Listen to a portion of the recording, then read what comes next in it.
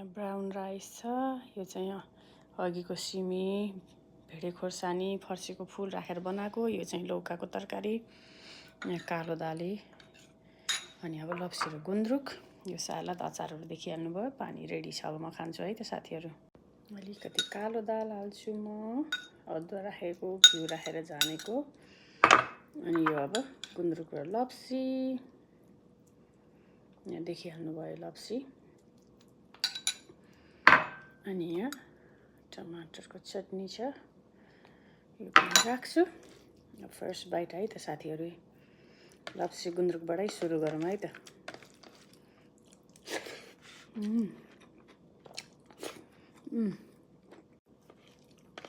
अब खकबरीको साथमा